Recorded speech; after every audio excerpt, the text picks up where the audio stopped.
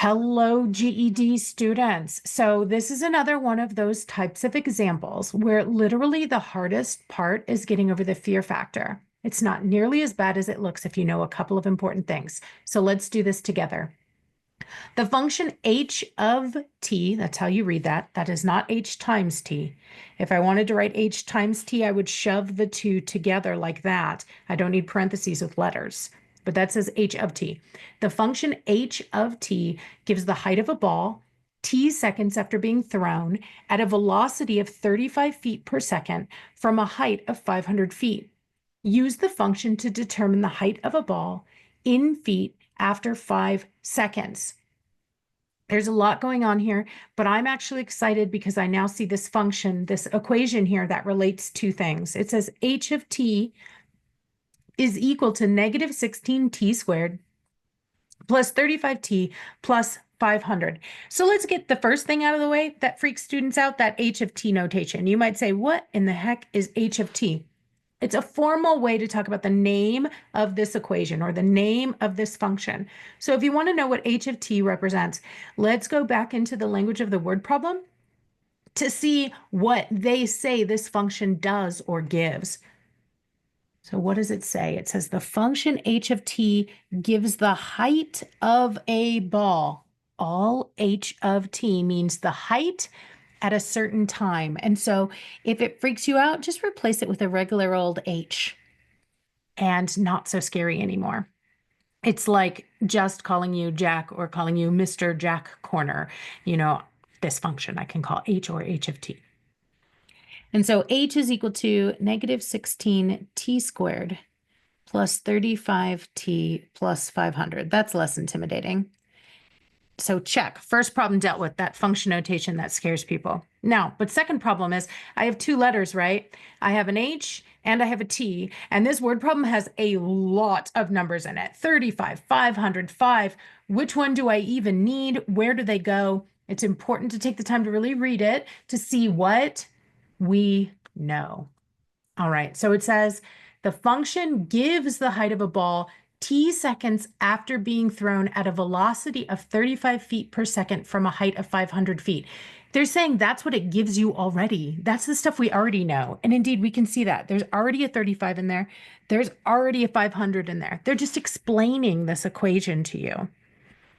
But then look at what comes next.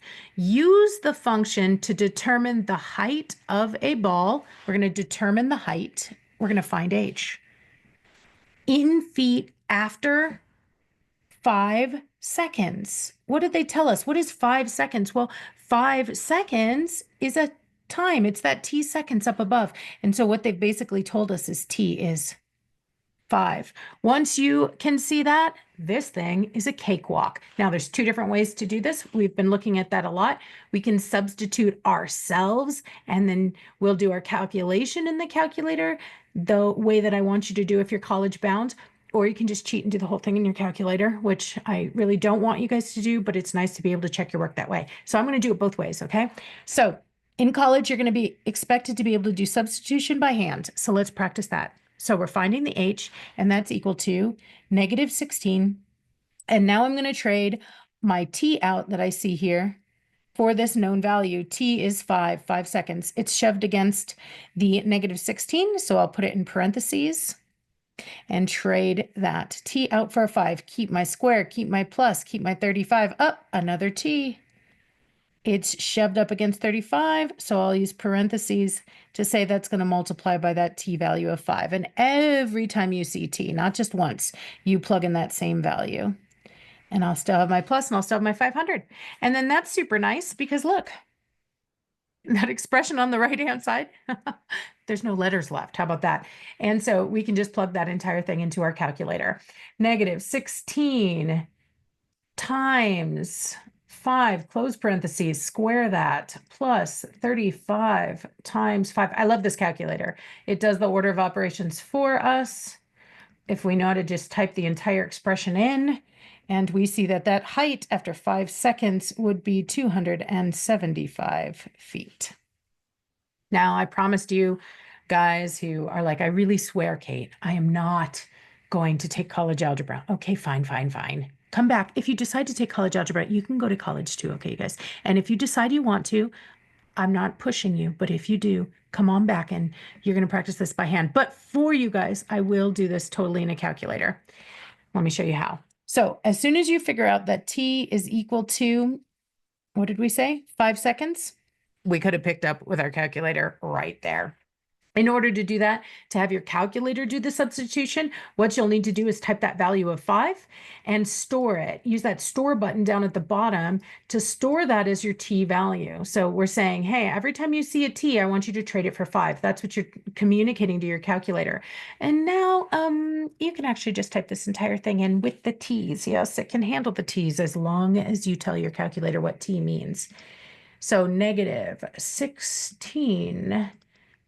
Keep typing the variable button until I get a t squared plus 35. Where's my t? There's my t plus 500. And hey, oh, we could be totally lazy. So if t is 5, then guess what? Then h, the height of the ball, is 275. Was that feet? Feet. Beautiful. Strong work. So simple with a little bit of substitution and some understanding of function notation. Even simpler if you use your calculator for substitution, huh? All right, you guys, super proud of you. Happy learning.